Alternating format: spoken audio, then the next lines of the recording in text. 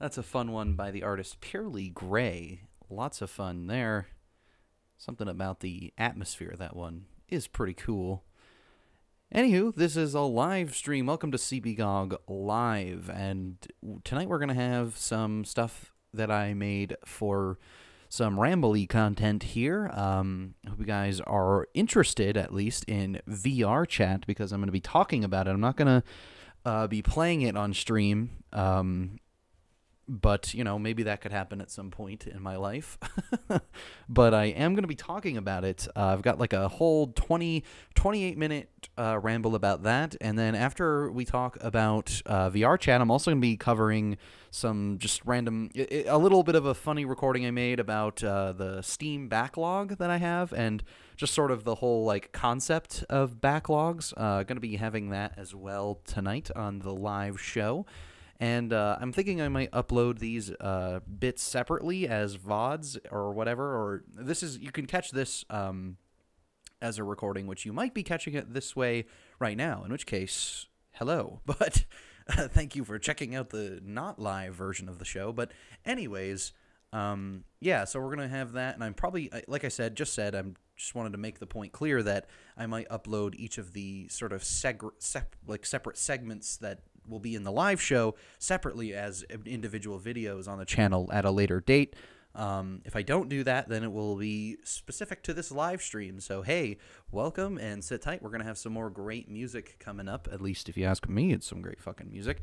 Let's look and see actually right now what is up next. Let's see. Up next we got one of my personal all-time favorite songs. Yes, some very great music next. This next one from Anamanaguchi, personally one of my favorite songs ever. Here's Planet. And then after this, I will probably throw on the talk about VRChat. Let's jump right into Planet.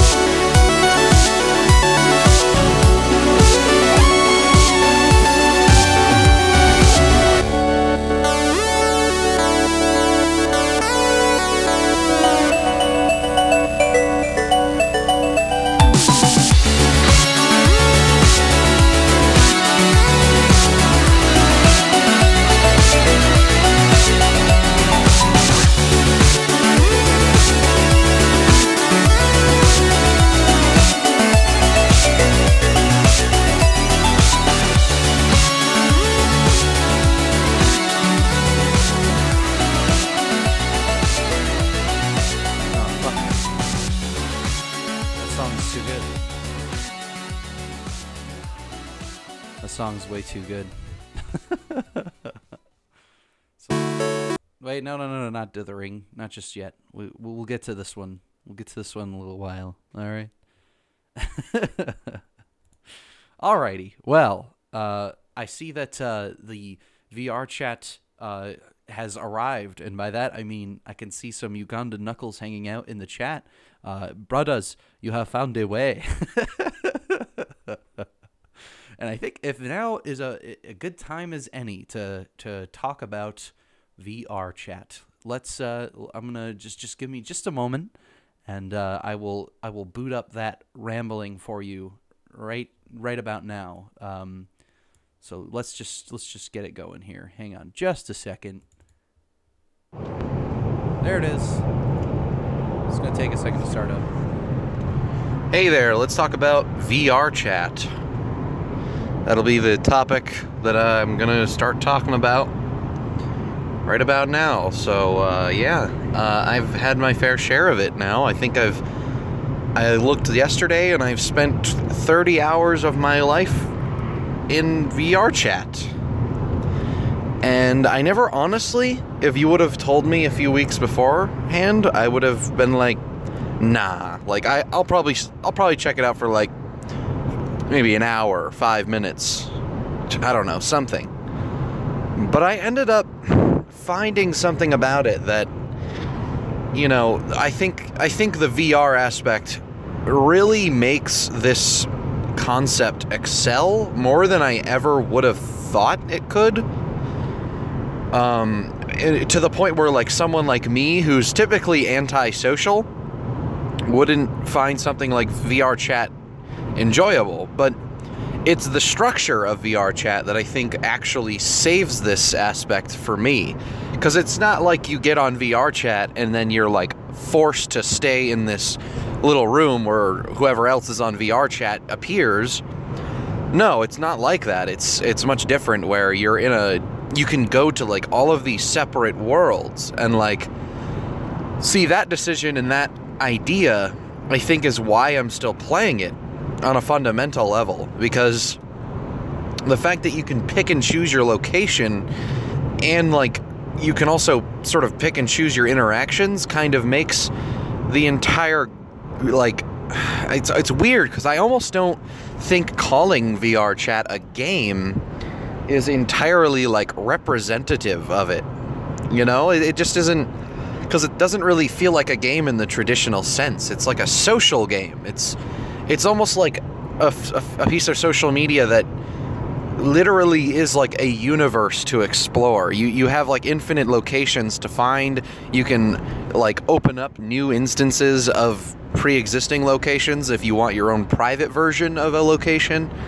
And it's just really fascinating to me. I don't know, like the way that the game is kind of structured, and like the way that you pop in and you're in a hub, that's really genius. I think that it's really smart stuff. I don't know, I'm actually very bewildered it's real, to be honest. Like, you know, I've had VR for like over a year now, and honestly, like, this is probably the first VR thing I've experienced that made me feel like I'm actually going on an adventure when I jump into it. Like, it doesn't feel like I'm not going to, like, it's like, it doesn't feel like I can know what I'm gonna get out of a session. And I think that that's what kind of keeps me going back to it every now and again, is that this feeling of essentially like, okay, I'm gonna boot up and I'm gonna go into a virtual world, and there might be some really funny ass things that happen. There might be some really weird things that happen. There might be some really dumb things that happen. There might be some crazy chaotic combination of all of it. And I've experienced sort of I feel like not every facet, and that's what's so interesting, is I feel like there's always something new to find in the game, because it's people driven. It's other humans, and like, the fact that there's another person on the other side is just so interesting. And like, sometimes you'll find people who act like genuine people in the game, and those are the ones I usually end up having pseudo conversations with. And that sort of anonymous conversation thing is just so interesting. I mean, it's like, it's social media, but it's sort of taken beyond than like sort of like your just text walls and text in general. It's voice, and if you're in the VR, it's like physical interaction as well. Like there's a level of like a physical interaction with the other person, despite the fact that it's just an avatar. Like, I mean, I think the avatars sort of contribute to the quality of the game as well. Like the fact that this game has access to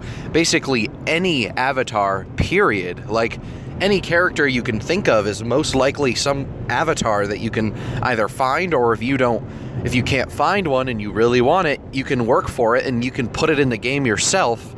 And there you go. You created an avatar from something else probably, and you put it in the game. And it's like, that's really, really cool. Like the fact that people can create their own like character design and levels is just, I don't know, bravo. I guess that's all I have to say. Bravo. Good job. Like, you guys did good, because that's some good shit. And it's a free game, and that's what sort of I think was so genius about it. Is it's essentially like a social media service where you just get it and you just get on it and you just experience it. There is no, oh well, you have to pay for something. It's like, nope, it's all free. You just get on it and it's good.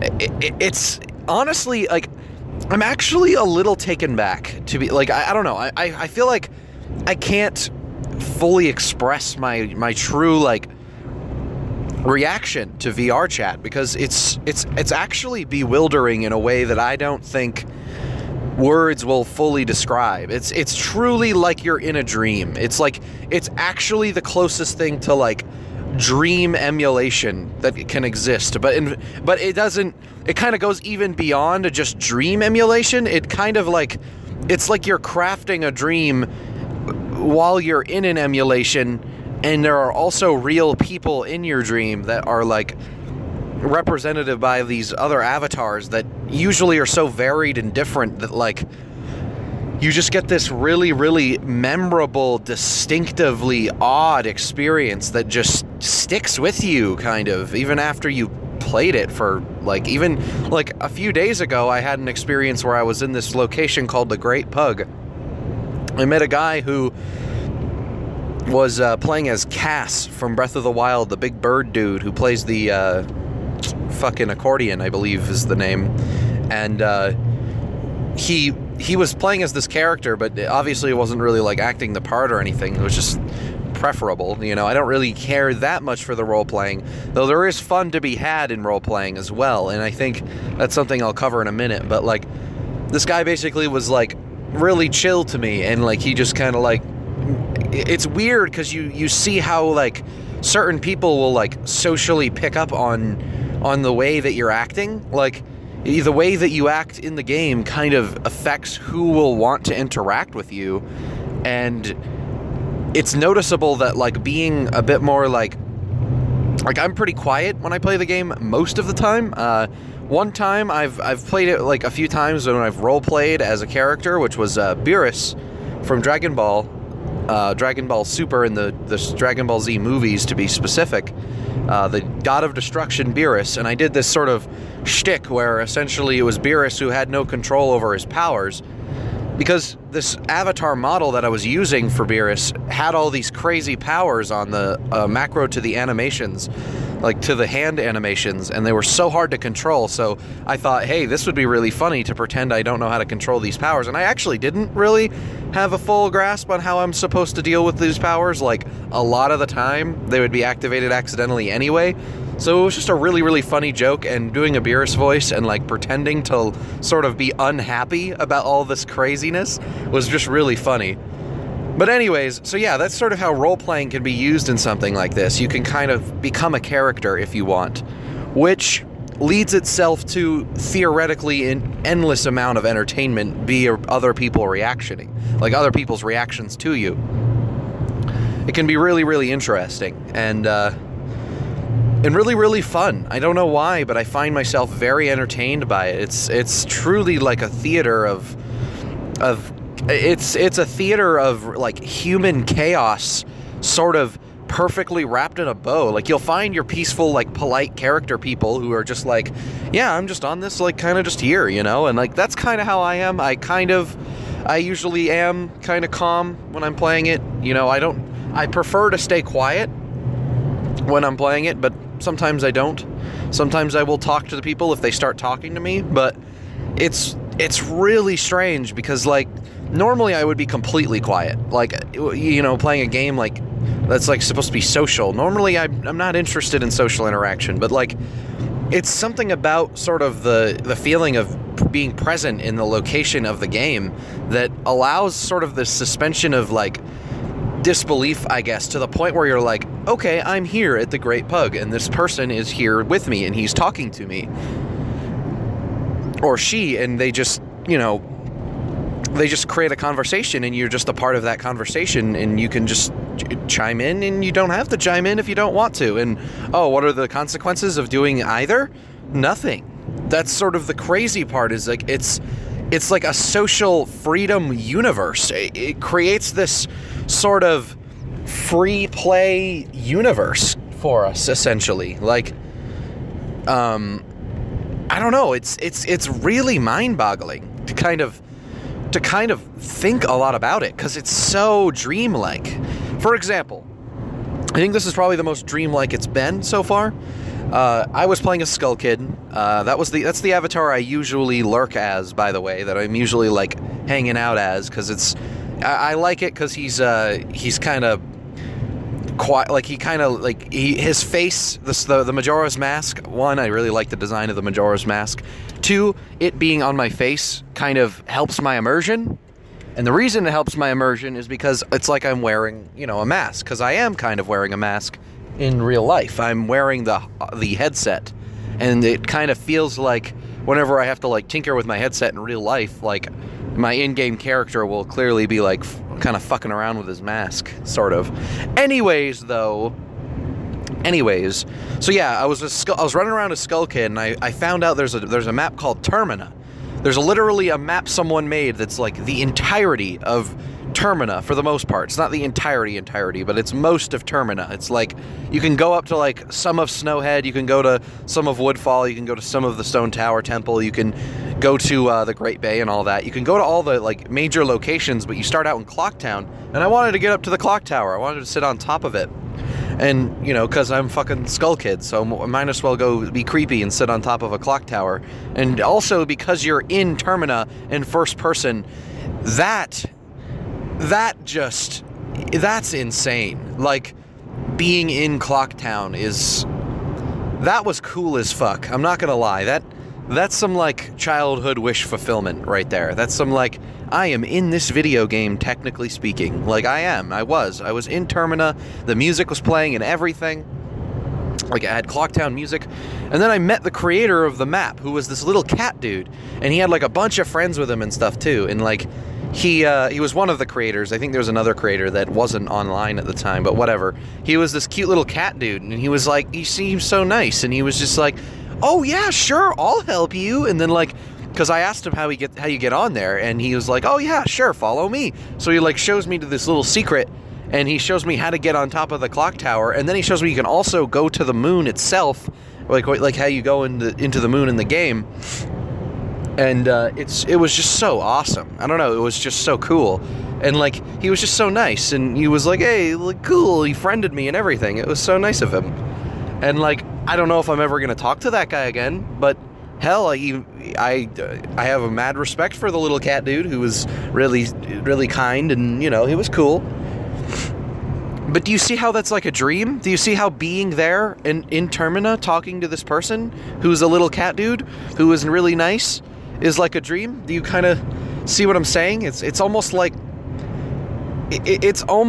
you're walking in another reality. It truly feels a bit like the term virtual reality has not felt this, I guess, coherent until this point. Like, I've played VR games, and yeah, you're in a virtual world, but, like, you don't have anyone else to kind of revel in the fact that you're in a virtual world. And then this game is like, nope, this is all about, like, being in a virtual world together. And that kind of makes it actually feel like a world, like a real place, like a location where things are happening, if that makes sense. Like, I can go to the hub and I can encounter all of these people who are doing all this random wacky shit in the hub. And it's so engaging for that reason. And I'm honestly just, I'm a little I don't know, like I'm reiterating again, but Jesus, I'm so taken back by this goddamn VR chat. Like, I didn't expect it to be this immersive and interesting and sort of good, I guess. I was kind of expecting it to be more like, you know, like the only people who really play it are, you know, just like, I guess, like hardcore role players, I suppose. And even then, it's not like that's a bad thing. It's just kind of one of those things where it's like, yeah, there's probably not much to see, just people kind of, you know, being a little weird, nothing out of the ordinary that you wouldn't like expect in a pseudo private location that's like a virtual world like that. Kind of like how Second Life used to be. I didn't play Second Life, so maybe Second Life was sort of like the precursor to VRChat, but like, even still, I think VRChat's execution, where you can like get an avatar anywhere and like the scale of the avatar and stuff is all considered in, and the fact that it's in virtual reality kind of separates it from that sort of just like, oh, I'm on a computer screen with these people. Like, you're like, no, you are in that location with those people. And I never thought I'd like it as much as I do. Being someone who considers himself relatively introverted, I never thought it would be something I was interested in, like, or even like something I thought I could put 29 hours of my life in, and I'm planning on putting more into it, honestly. I don't know how much. I don't know if we're gonna see like me on VRChat, like maybe over a long period of time I could see myself putting like hundreds of hours into the game, but I never play the game longer than like an hour usually.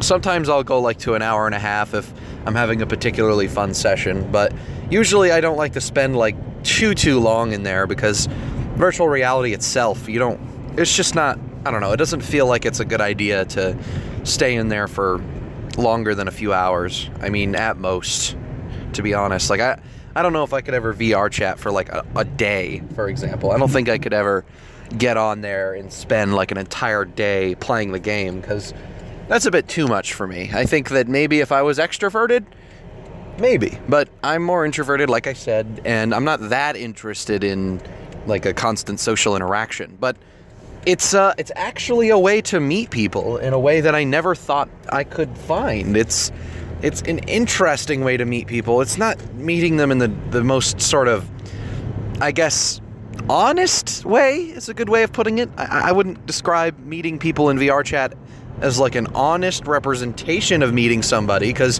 you know, people could be playing a character, they could be completely bullshitting how they're acting and stuff, but like, there's sort of a fun in that too, where it's like, if you find someone who seems relatively genuine, it's a rare thing, but it can be really cool, and it's nice, and you know, it's just a very memorable, like, I can still remember so much stuff about my experience, like, there's that Cass instance at the Great Pug. There's another instance where I was at this hub, and there was all the Ugandan knuckles showing up, and there was this guy named whose avatar was Eric Cartman, and he was like screaming in their faces for fucking, you know, he was basically like shouting their memes in their face very angrily, and it was really, really funny because he just seemed so angry.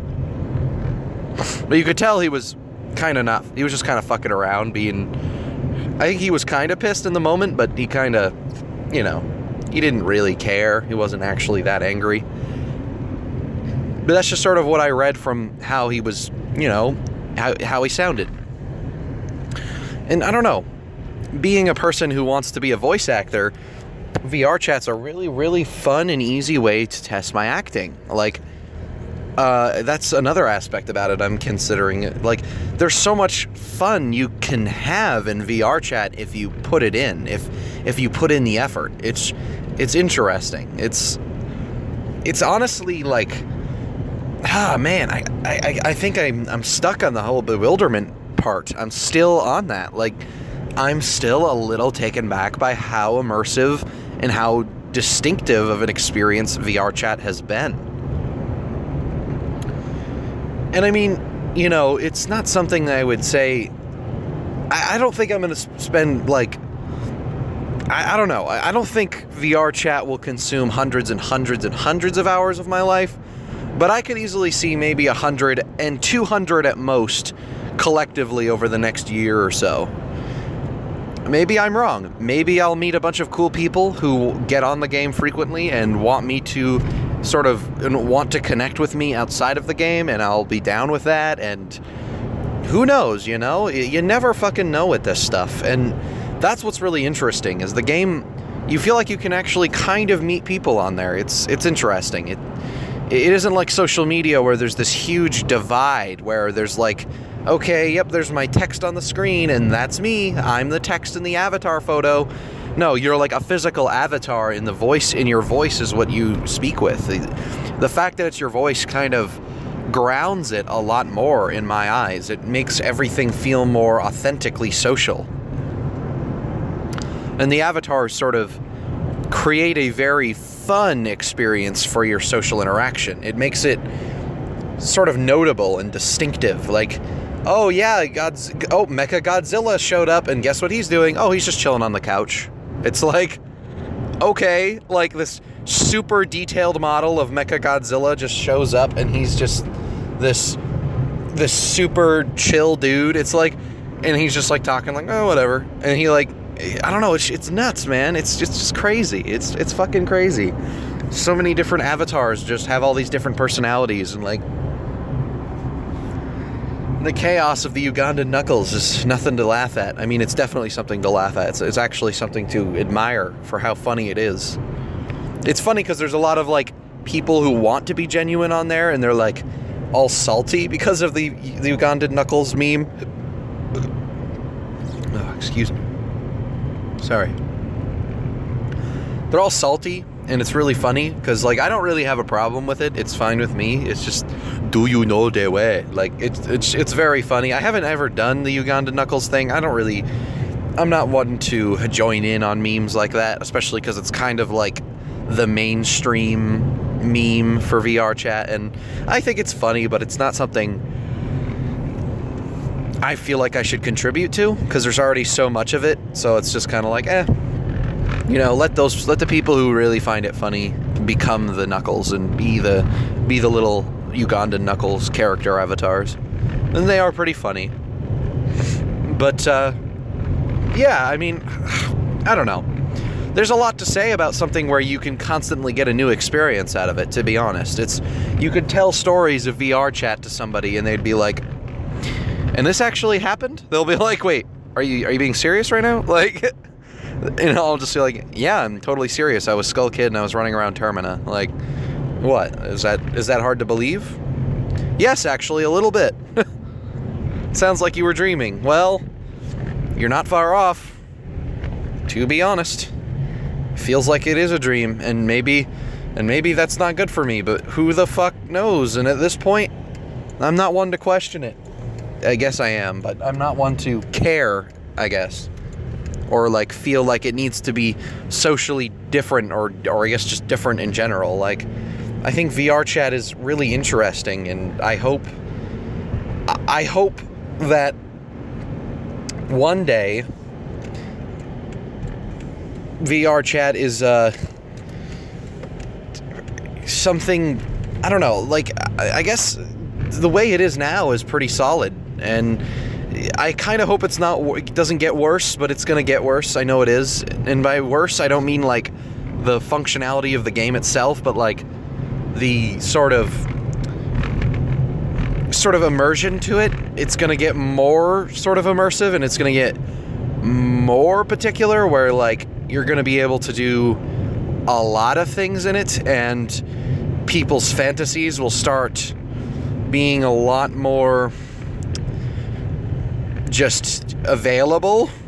And I suppose that's not a problem, you know, in concept that's not an issue, but you know, I actually think that VRChat, if refined enough, could become very ecstasy-esque for some people, and maybe I'm one of those people, but I don't know about that. I mean, I've put 29 hours of my life into it. I've spent an entire day of my life of time in VRChat, so I guess you could consider me someone who's going to fall prey to far more immersive VR, but I don't know. I'm a little like, and I don't know. It's not like it's the worst thing ever. It's not like you can prevent it anyway. It's not like it's one of those things where people want it, you know? People want a virtual universe where we can, you know, dick around and do whatever we want, be free of social consequences. Finally have a universe where social consequences become irrelevant because everything in that universe is just there's no issues, there are no problems. And the second a problem arises, you just leave to go somewhere where there isn't a problem. And it's just like, you know, even if it's a fake problem that everyone's just sort of dicking around having fun about. I don't know, it's crazy, man. It's essential. It is truly like a social experience in a virtual space, and I guess I just didn't expect it to be as solid as it is. I kind of thought it would be the clunkiness of it would drive me away, but it's actually a bit more endearing than I thought it would be. It's I don't know. It's pretty mind-numbing that it's as good as it is. It's cool.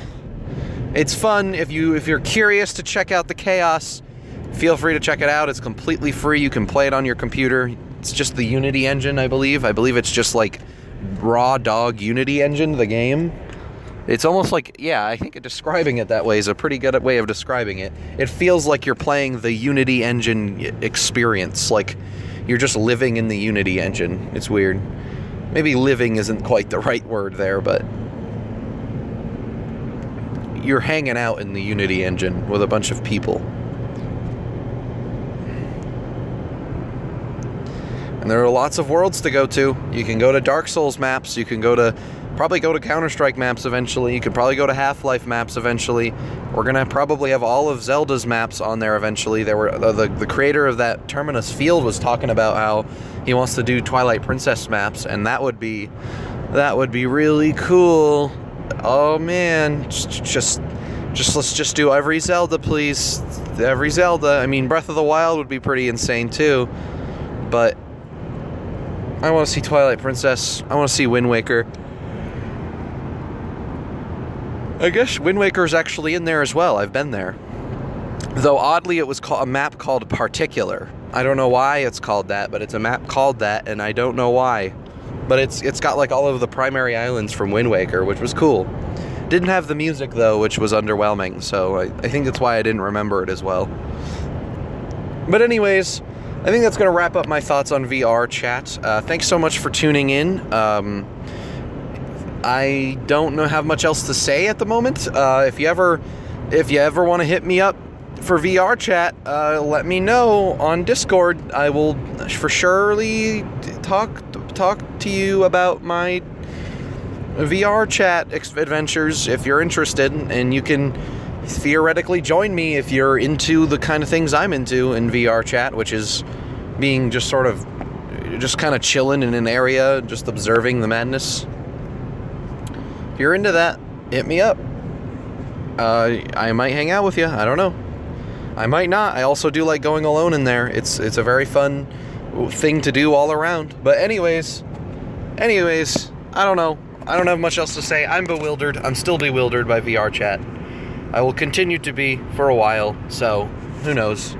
Maybe I will stream it at some point. Maybe I will stream me being in VRChat at some point, and people will watch it, and they will be like, oh, that's it? They'll be like, what? And I'll be like, no, you don't understand. You have to be in the headset to fully grasp the true fun of virtual reality chat. And they'll be like, okay, well, all right. Anyways, though, thanks for tuning in. Bye. So, yeah, that was that recording of my thoughts on VRChat. I want to a big shout out to all the Ugandan Knuckles that are hanging out in my chat right now. You guys are great. Thank you for showing up and hanging out. I appreciate it a lot. And if there is something to moderate, then maybe I will make you guys mods if you stick around. But I don't know. I don't know about that, guys. We'll see. All right, we'll see. But anyways, let's get some music going, and I'm going to transition into talking about something that isn't VR chat. So if you guys are only here for that part, I'm sorry. That's all I had to say about it. But yeah, thanks for making VR chat hilarious. By the way, I hope you guys. I hope I see you guys somewhere in the digital universe making some clicks. But alrighty, okie doke. Yep. Later, I'm gonna play a song. I'm gonna play that dithering song. This one, yeah. We're gonna play this one from a Sleep Droid, and then after that, I'm gonna put on probably another song, and then after that song, we will have a bit where I talk about Steam Backlog. You know, just that idea. I'm gonna have that in a bit, and then later on, I'm gonna talk to a friend of mine. It's actually going to be a live chat this time. It's going to be about the most recent Pokemon games, Pokemon Ultra Sun and Pokemon Ultra Moon. We'll be talking about that live. Hopefully, we're hoping it works. It'll be the first time for me trying that whole thing, so we'll see. Anyhow, let's play some dithering, and I will be back. And again, thanks for tuning in.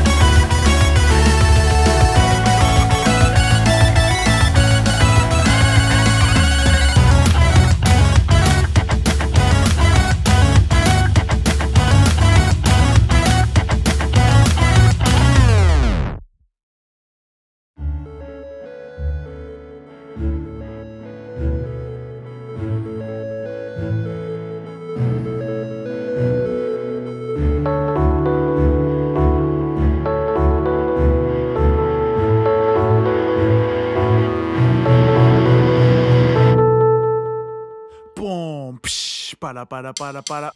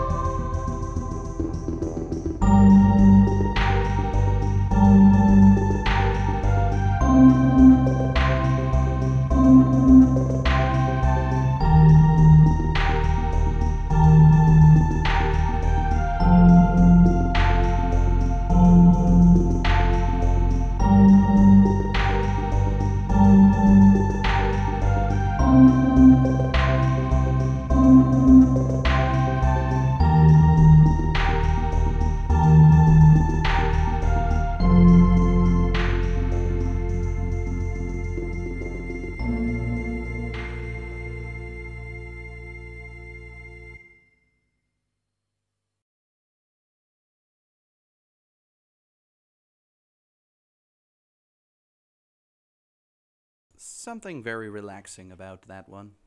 In a snowbound land, David Wise is a fucking genius.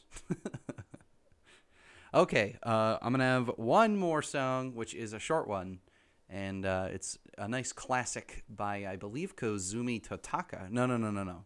Yeah, Totaka. It's, I don't know if it's Koizumi, though. It's, fuck. I don't remember off the top of my head, and I don't, unfortunately, have his name right here for the artist. Actually, yeah, it is Kazumi Totaka. Not Koizumi, but Kazumi. So, Kazumi Totaka, here we go. And then I'll talk about Steam Backlog stuff. That one's a real kicker. Again, though, thank you for tuning in.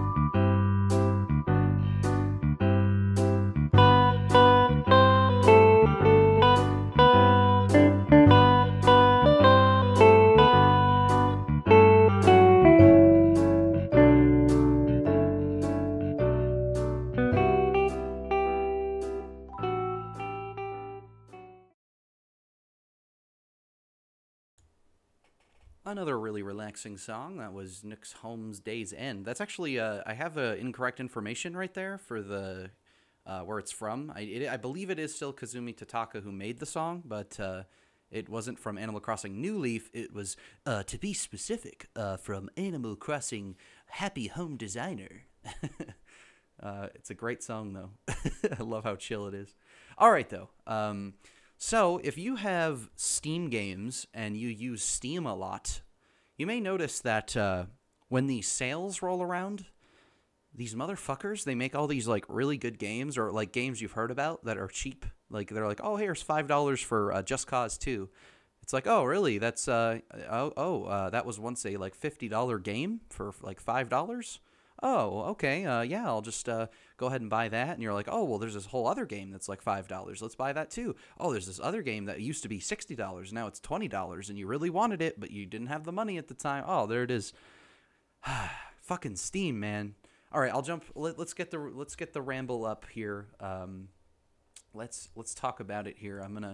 I have a nice recording for you for this. So let's just jump right into that. So let's talk about Steam backlogging. This is the best problem a person who enjoys video games can have. Let's just start with that, because, you know, having too many games to play isn't exactly a bad thing. I mean, it is, but it's just not like the worst problem that you could have. I know a lot of people who I talk to who have this problem. Mostly friends of mine who also use Steam and also took advantage of sales when they're on. And, you know, Steam has this problem where it's like there's so many games, just here's one for $5, and you're like, oh, I heard about that game a few years ago, and oh, maybe I'll try it, you know, I'm sure it's good. And then you buy it, and then you're like, oh, well, I'll play it in a little while, you know, I'll play it in a few hours or something. And then you buy another game because, hey, there's this new game that you wanted that is now $20 off, and you're like, oh shit, I really want that game. So you buy that $20 off, the $20 game that would have normally been like $40, and you're like, hey, I'm gonna play this, and you start playing it, and then you see another Steam sale for a game you wanted to play even more, and you're like, oh shit, I really wanted to play that too. So you buy it, and you're like, well, I'm gonna finish playing the one that I started, and I'll play this one later. And you're like, okay, well, that's fucking great. That's great. I'm gonna do that, and that's gonna do exactly what I want it to do. That's great. Oh, there's a whole nother new game that's only $5, and I wanted to play that game like 4 years ago. Holy shit, let's buy that too. And then before you know it, you have like 6 games, and 2 of them were worth like 60 hours of your life, and you only have time to play like 1 of them at best. This is what we call Steam back catalog syndrome. If you ever find yourself in a situation similar to that, that is called Steam backlog syndrome. So in the instance that you suffer from Steam backlog syndrome, what should you do? Well, there are simple steps you can take to recover from Steam backlog syndrome. And these are steps that I need to learn to follow myself. So we're learning together here, okay? So the first step, don't buy any more Steam games until you've played all the ones that you know you actually want to play. Okay, let's admit to ourselves, sometimes we buy games on sale that maybe we weren't even that interested in, but it was like $3 fucking, and we're like, you know what, maybe I want to play that later. So you buy it, and then you have it, and then you actually realize, I don't really ever want to touch that game. Well, sometimes that's the case. So sometimes with games like that, you just gotta like categorize it away. You know, there's this category function on Steam, you gotta categorize it away. Just click that shit right out of there, get rid of it, put it in a little category saying, never fucking playing, don't touch this category.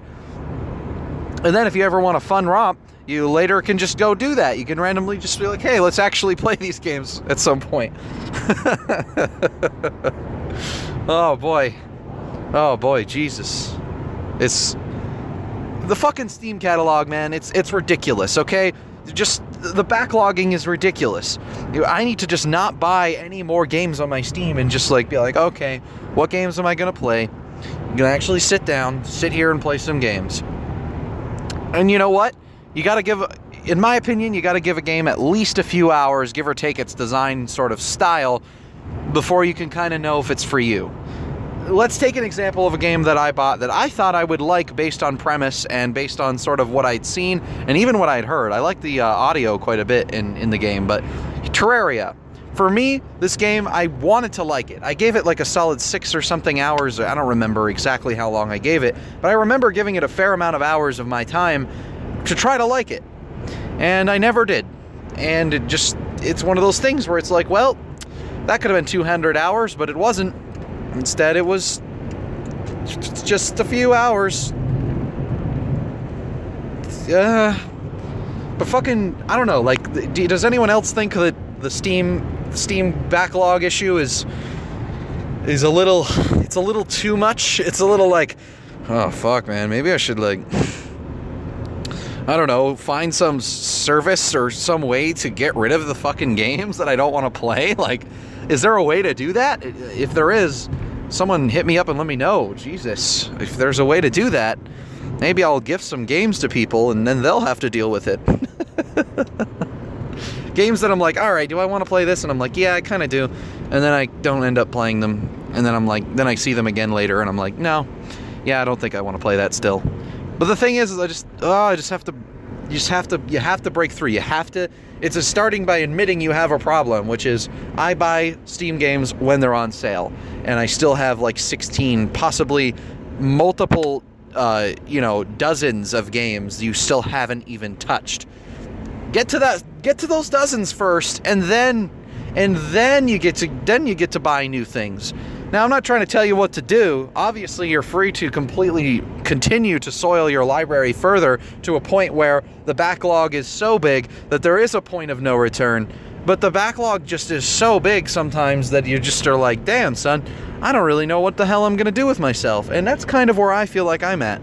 As there's so many games that I have, and there's so many that I've gotten started with and then never finished, that it's just maybe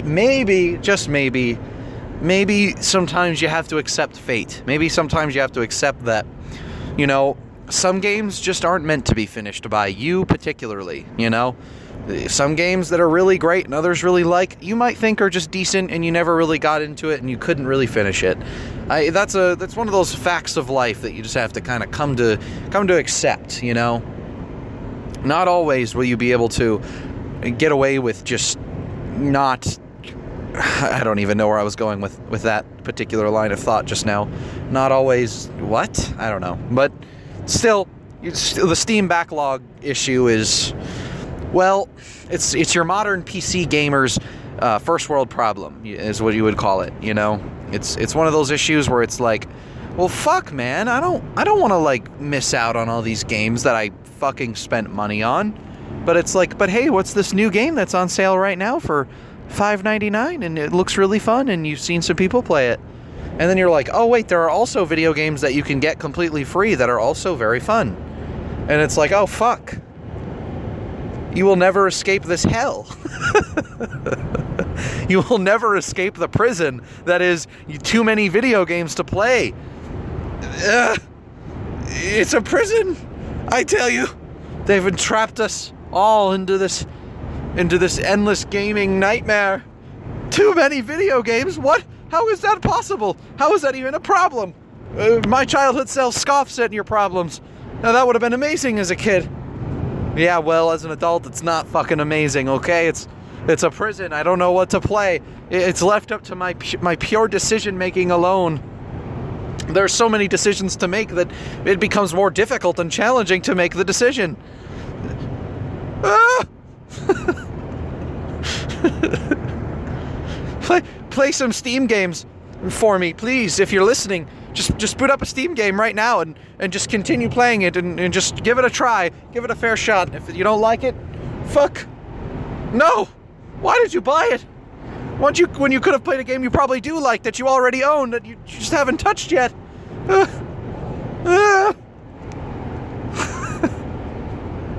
Steam back catalog, my dudes. Get that shit done, man. And this is sort of me talking to myself at this point. You know, I gotta fucking do it. I gotta do it.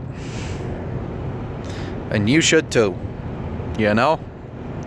Gotta do it and you should too. Get rid of that back catalog. There's too many good games. Too many good games to play. And you know what? That's not a problem. Let's be real. That's a me problem, not a factual, there's a real problem with the world that has to be fixed. That's just a, well, shit, son. I made the dumb decision of buying too many games and didn't finish the ones that I already bought. Whoops. Shit. I guess I gotta hone up and take responsibility for my fucking decisions, don't I?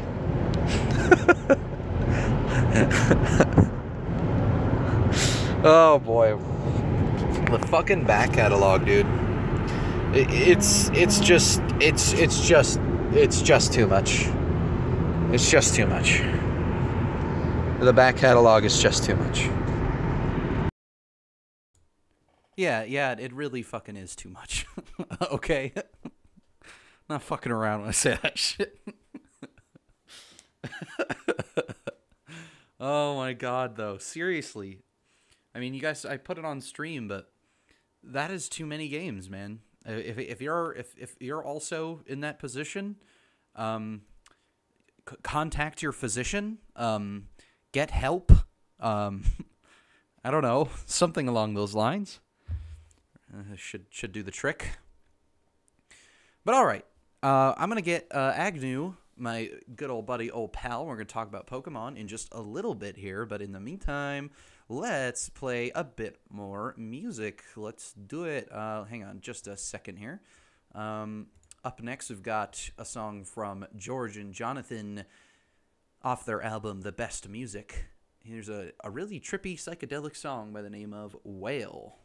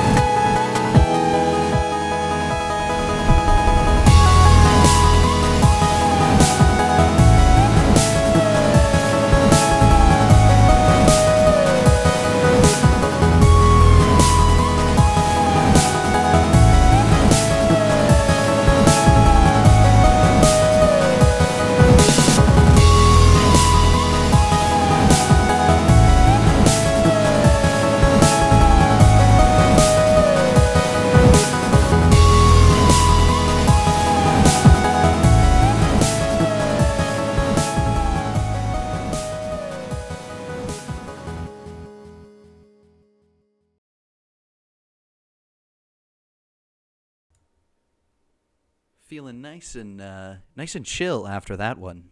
I mean, hey, I've been playing a lot of chill stuff on stream tonight, so in general, very, very chill stream. I hope you guys are enjoying. I'm absolutely, I'm kind of losing my shit over this, how you guys are in the chat right now. I'm glad a bunch of the Ugandan brothers have decided to show up and show some support to fellow VRChat. But all right, I'm going to get my friend on here, and we are going to talk about some Pokemon, and we will do that right after this one, which, if you've played Zelda, or the Wind Waker in particular, you're going to like it.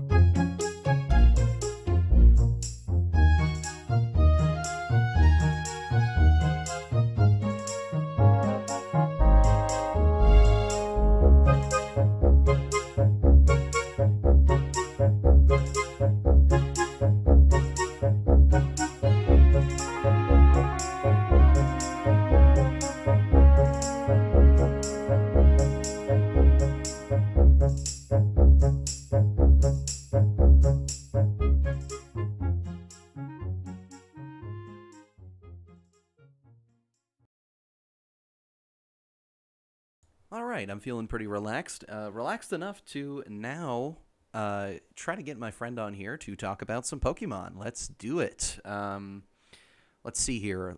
This is going to be a bit shaky, I won't lie, so this might not sound all that great. Who knows? I'm going to find out the hard way and get him on stream right about now, so just bear with me for a moment here. Let's get him on here just really quick here. I'm going to actually do something right before that happens.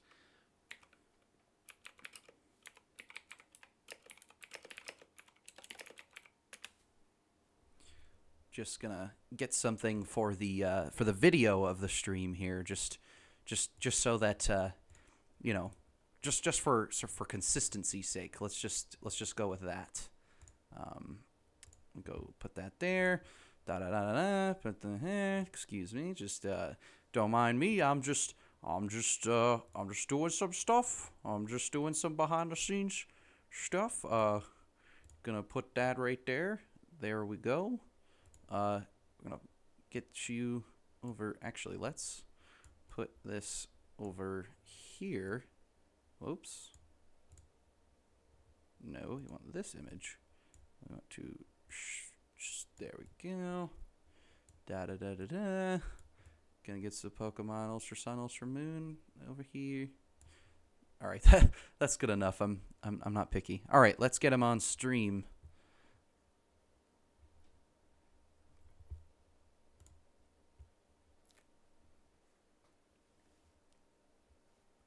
Hello. Yo. Hey. All right. You want to talk about some Pokemon? Yeah. I'm gonna ask my chat right now to let me know if everything sounds okay. My brothers, let me know. Have a bunch of Ugandan knuckles showed up in my chat. Oh, really? Yeah. How many people are in it? I don't know, Okay. but I don't know. It's a bit too loud. Okay, I'm gonna make you quiet, or actually, All right. let's see, not by much though.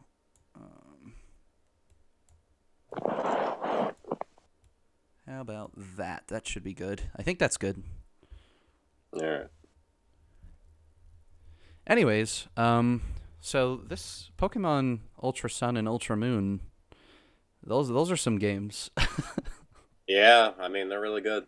I fucking love them. I mean, we've been Pokemon fans forever, basically. That's actually how we became friends. Now that I'm thinking about it. Yeah, exactly. But back when we was about 6 years old, Probably, yeah, about that. Yeah. we were talking about well, because we were so little, and it's funny because I was playing the first generation games with Yellow and Pokemon Yellow basically, and you were playing Pokemon Silver. Yeah. And I remember because we got into like an argument about the fucking surf icon. Yeah. I was like, no, the surf Pokemon is Chansey. You look like Chansey on the water. And you're like, no, you look like fucking Lapras. Yeah. Swears included, by the way. We were that fucking edgy as 6-year-olds. But I don't know. I guess I kind of wanted to talk about just like, I don't know. People are so like negative about Ultra Sun and Ultra Moon, and it kind of like annoys me because people aren't really like looking at these games in the way that they were made. Yeah, I haven't heard anything about that. I don't know. Like, I guess a lot of like comments I've read, at least, have just been like, "Oh, like just the same fucking game, basically." No. And like, I mean, it like kind of is, I guess, but I like the new features that are added. They're nice. The new Pokemon selection. I think that's really important. I mean, it's fair. It is fair to say that they're very similar, and they pretty much are sort of the same game. But like, it's just like in history, you will look back and you'll be like, Pokemon Ultra Sun and Ultra Moon were great, and you'll look back and you'll be like, Pokemon Sun and Moon were still pretty good. Selection of any game, and that's really important to me. Yeah, exactly. Like the actual choice of Pokemon is so great. Like, oh, there's a Lavatar and you can catch it and play through the main story with it. That's awesome. Yeah. And that goes for like pretty much any Pokemon you could probably want. I mean, not like, I think that's obviously a bit exaggerated, but like for the most part, a lot of good picks are there. Yeah, I mean, once you get through the game, I mean, your next file can definitely have a ton of options. That's true. Yeah. And you played the Sun version, right? Yeah, I have Ultra Sun. Okay, yeah, and I have Ultra Moon, so we played both versions respectively. Yeah. What is your thoughts on the story sort of I guess comparatively? I mean, it wasn't too much different besides like Zazie and the fucking what are they? What are they, like androids kind of? Like android people? Oh, the guys who come from Ultra Space? Yeah. Yeah, that's true. They were sort of the only thing that like lingered around for the whole experience that kind of kept it different. Yeah, exactly. And like I generally like how Lily doesn't just like run away to Kanto at the end. I generally just prefer that. Well, actually, I didn't get through actually, I must have got to that. I just didn't do the Rainbow Rocket stuff. You still haven't done it yet? Oh. Oh wow. Yeah, that's some of like my favorite content in Ultra Sun and Ultra Moon actually. Yeah, I haven't done that. But, I mean, I'm just going to do it in this file, because I'm playing through with Shiny Charmander, so... Oh, sweet, you finally got it? Oh. Yeah. Yeah, I started it with that. I'm a little jelly, I won't lie. It is really awesome. Fucking Shiny Charmander's awesome. Yeah, and it was cool because it had, I got a Charmander online that knew Outrage for some reason. And that's an egg move, and so was Counter, which you catch Charmander with. So right. it had Rage. too, which was pretty cool. Man, yeah, Outrage. That's Yeah, it's a pretty deck. so. How far are you in your current playthrough then? Wait, where the fuck? I just got through. I just got to a Ulala Island or whatever. The third one, I think. Yeah. Okay, huh? Yeah, the third. That's probably actually. I think that one's my favorite island. I think out of all Yeah. the like ones to explore. Yeah. I actually really like the change they did with How in the new one. I like how he kind of like constantly says like, like, oh, and we're gonna have a real serious battle. Like, it's crazy because How was actually the only trainer I lost to in both Sun and Moon, or I guess I played the original Moon and Ultra Moon. I actually lost to him in the exact same part in both playthroughs. Oh, really? Yeah, I lost my the second big battle you have. Yeah, were you seeing with the Alohan Raichu or no? Yeah, that very first one he has that. I managed to lose that battle both times I played through each game. Yeah, that is tough. That thing just is generally really tough. I just like I like, and I had like the exact same. Oh, there it is. Okay, I think we're back. Hello. We might be back. Yeah. All right. Yeah, we're back. Anyways, I forget what I was exactly talking about, but I lost to How that first time, or that second time you fight him, and then I really wanted to beat him again, and I did. Yeah, his Raichu is really tough. Yeah. And it was cool to see that they like shifted up who the champion was at the end. I really liked that. Yeah. God, he was really fucking tough too. Yeah, I honestly really liked the Elite Four in that final run there. Yeah, I could have been a little stronger though to fight him. So I just revived through that whole thing. Well, sometimes you got to, you know what I mean? I hate when I have to do that though, especially like when it's my last Pokemon and I'm just waiting for poison to kill it. It's like, oh right, yeah. But it's just he's so. I don't know who I was fighting him the last one, but the last one. Someone in the chat asked who we picked as our starters. I picked the Rockruff you download, but I had Rowlet to begin with. Yeah, I picked Rowlet both times. Yeah, but the original Moon, I raised it normally, but the second time, I think, I think I was gonna use Moon, but then I used Rowlet. Yeah, I think so. Or no, I used Litten the first time. Oh yeah, I forgot about that. Yeah. And yeah, like Litten's okay. Like I kind of wish I just kept him as Litten. I guess the Litten's last form. What the fuck? Pyroar, I think it is. Yeah, it was Incineroar, I think it's called. Oh, but, right. His design was made to actually like make like kind of, I don't know, not anger people, but to surprise people, I guess. Oh, like that's is that why? I don't know. Is that what they said? They wanted it to be different than what we were expecting. Yeah, different from the first two forms a lot. Yeah, honestly, the 6th gen starter had that problem too, kind of. Yeah, all of them did, kind of. True. Yeah, all of them, they all became kind of human-like, which, besides Greninja, I didn't really like the rest of them. I honestly didn't mind Chestnut. I thought he was pretty cool. That's okay, but... Yeah, he's not the greatest, but he's at least, like, he's not a bad one, at least. At least better than fucking Delphox. Yeah. I actually prefer the way they did Delphox before she evolved into Delphox. Like, yeah, if they were gonna do her standing on 2 legs thing, they should have just like kept it that way. But,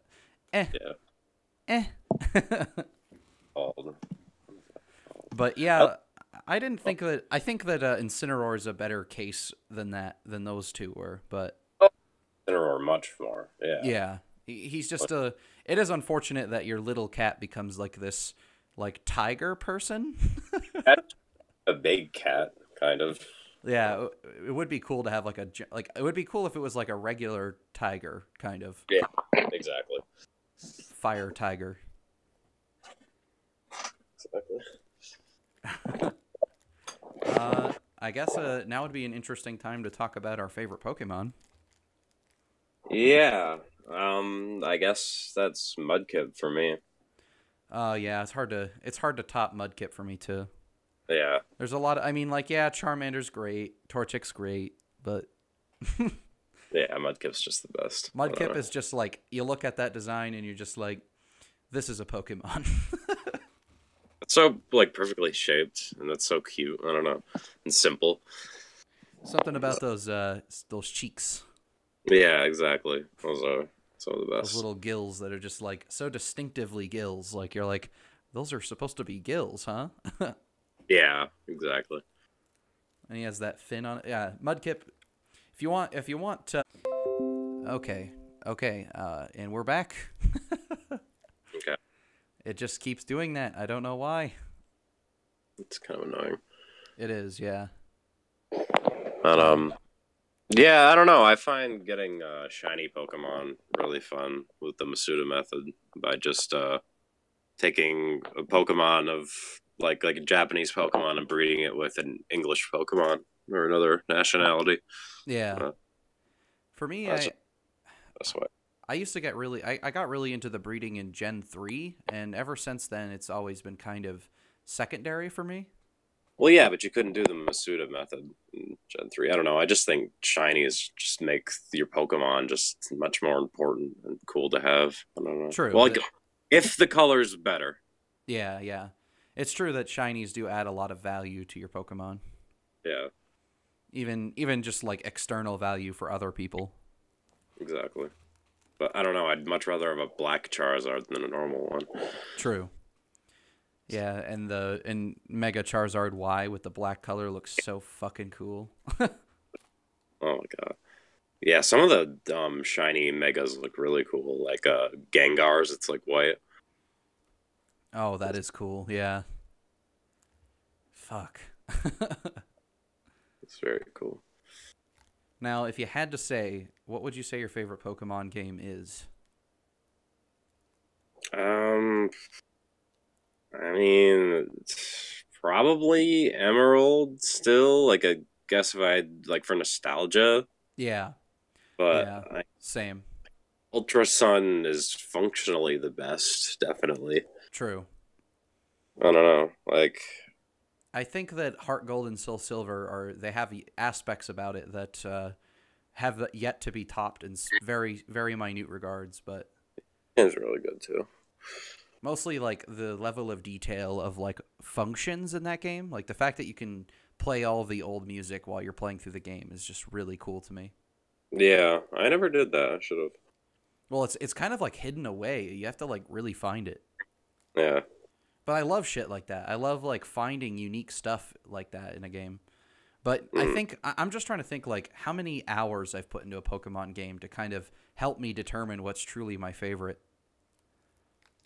I can't remember the old stuff. Because easily I put like 260 something hours on Emerald when I was a kid. Right. But I put a fair amount of hours onto like Pokemon Platinum and like Diamond and stuff too. Yeah, I don't know how many hours I put into Silver.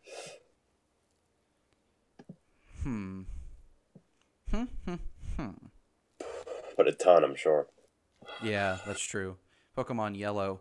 When I played Pokemon Yellow, I was fucking incoherent. I didn't know how to read when I started that game. Pretty hard to play Pokemon if you don't know how to read. You know, I'm thinking about which shiny I'm gonna get next too, because I'm kind of feeling like getting into shiny. It's such a fucking process, though. You have to devote days to it. Yeah, man. I mean, it's cool that there are like kind of methods like that, though. I appreciate that. To me, it's like you're not. It's just a random thing. It's kind of like winning the lottery to get one normally. Besides the I mean, yeah, you can do the fucking SOS thing, but that it just you have to kill 70 Pokemon first, then you get a better chance to get one. Right. I don't know. Which it's that would be okay to if you want to get one with a different nature because that would be kind of cool. But, Right. It's more of a grindy method, right? yeah, I'd say the only benefit to doing that would be to get one of the hidden natures that you couldn't normally get for a Pokemon.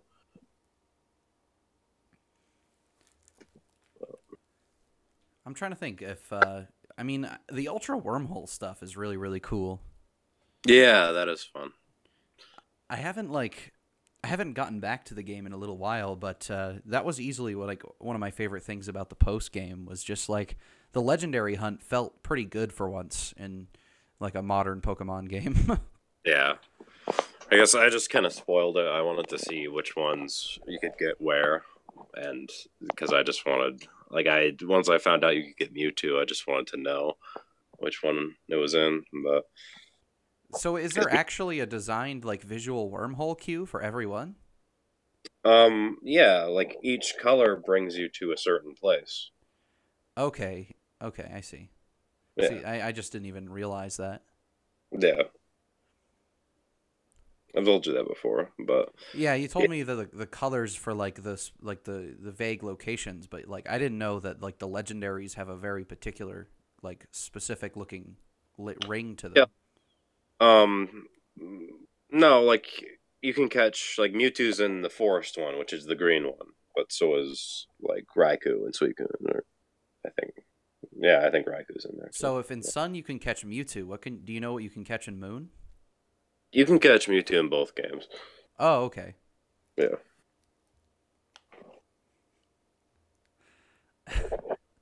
Alrighty then. I didn't know Yeah. that. Yeah, Mewtwo's 3D model. I really like it. Yeah, it His is tail's really good. everywhere. Uh, It does look quite good. I yeah. in general, the 3D model work in the most recent Pokemon games is phenomenal. Yeah, it's one of the best parts. I love seeing them in 3D. Me too. It Yeah. Pokemon Ultra Sun and Ultra Moon and the originals too, both feel like they feel like the kind of game you would like we would have expected to be on like the GameCube if they would have decided, you know what, instead of making handheld Pokemon games, we're going to make a one console one this time. They almost feel like it's that. Like they feel like a GameCube game sort of. Yeah. Right. Like that's how like high fidelity they feel when you play them. Hmm. It's crazy because like you put it like aside Pokemon XD Gale of Darkness, for example, and you're just like, damn, this just does everything better. Yeah, exactly. But I guess it was only a matter of time.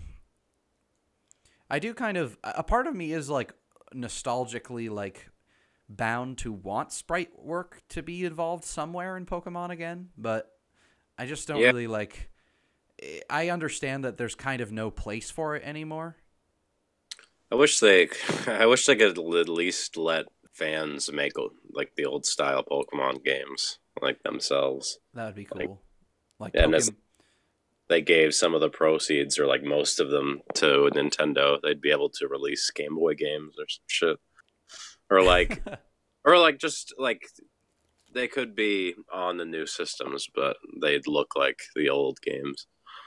But, That would be cool. Like, well, I mean, like, there are fan made Pokemon games I still haven't tried that I kind of want to. Like, there's this game called Pokemon Prism. yeah, a lot of them sound good. Yeah, and like some fan stuff, like some ROM hacks that I've played, have some really good ideas for like what Pokemon probably should have put into their games.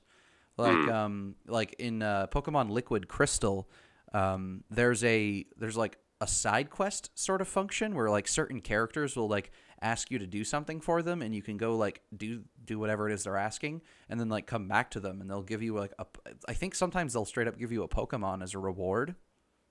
Hmm. And like I think that like Pokemon would benefit a lot if they had side quests. Huh. I never gotten a Pokemon as a reward. That'd be cool. I'm talking about in Liquid Crystal. Oh, and Liquid. Okay. Yeah, the fan-made ROM hack that was like a remake in Gen 3's engine of Pokemon Crystal.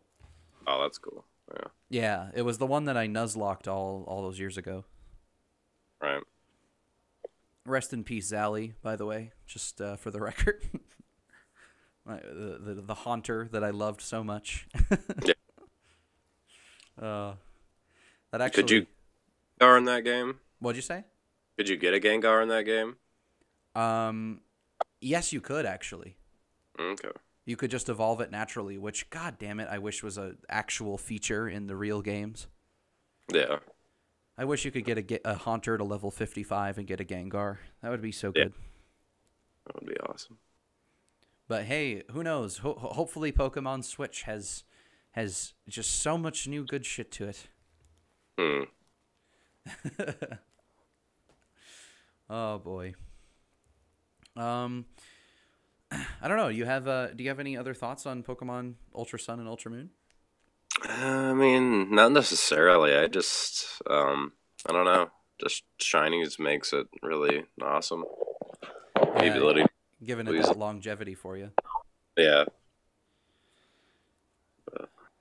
Yeah, I get you. The Ultra Wormholes are a good addition too. Yeah, that's some really solid post game stuff. Yeah. So it's a really like fun mini game to play to like get a good reward out of. I always thought it would be. I always loved the like convenience of the Ultra Wormholes, where like you like you go like all across ultra space, and then you like end up in one of these other dimensions, and then you just go up to the portal, and it's like return to the exact place you came from, and it's like yes. I love how just like convenient that is. Yeah. Or like if there was somehow some kind of way in real life for that, I feel like it would just be like you would just be fucked after you went to one. You'd be like, oh shit, how am I gonna find out which one is my dimension? Yeah, seriously. It's true. Oh boy. But alrighty, I guess we can wrap it up if you want to. All right. Yeah, thanks for tuning in, guys. Maybe play a song to send out the stream. Maybe have any ideas? I don't know. Let's see here. One of the Gucci songs, I guess. Yeah. Let's do an Anamanaguchi song. Let's do that. The question is, which one? What's your favorite Anamanaguchi song if you had to pick? I mean, I like a Kobo. What is that? Like, too much? Oh, absolutely not. Let's do that one. But alrighty, dude. Thanks for coming on the stream. All right, yeah. No problem. And I'm sure we will be again on stream together at some point in the future. Yeah, that'd be fun. And hopefully it won't be over Discord so that we have that lag issue. Seriously. But anyways, dude, I will talk to you later. All right, see ya. Bye-bye. And hey, if you guys enjoyed my pal Agnew there, I don't know if I kind of dropped the ball on that and said his name on stream. I don't remember, but I don't know. I really don't know. And I also realized that we didn't really talk about Ultra Sun and Ultra Moon particularly that entire time, but he and I have already had a fair share of conversations about it anyway, so it's hard to force that kind of thing for a live show. But anyways, thanks so much for tuning in, guys. I'm going to play out the stream with Echo Bow from Anamanaguchi, which is a really great song, and our boy Agnew's favorite song from Anamanaguchi, if he had to pick. So here it is.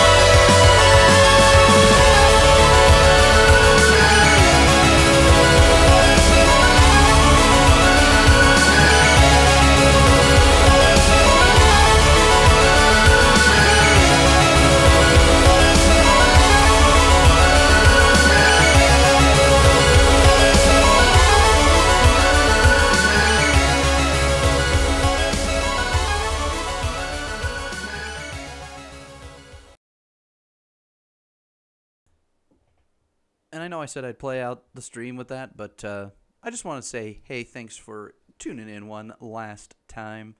And hopefully more streams in the future. As it stands now, the streams will most likely be on probably every Monday or Tuesday night. Probably not like both nights, but at least once a week. So you can expect at least a stream a week if I'm, held to my schedule and all that. If you wanna do that, you can nag me over on Twitter. If you have a Twitter, you can always go over to twitter.com/@CBGog and bitch at me if I don't do anything on my channel. Please do. I would appreciate it. Anyhow, thanks for tuning in, guys. I hope you all have a fantastic night, day, happy birthday, whatever holiday or whatever it is you're celebrating. And all right, I'll see you later.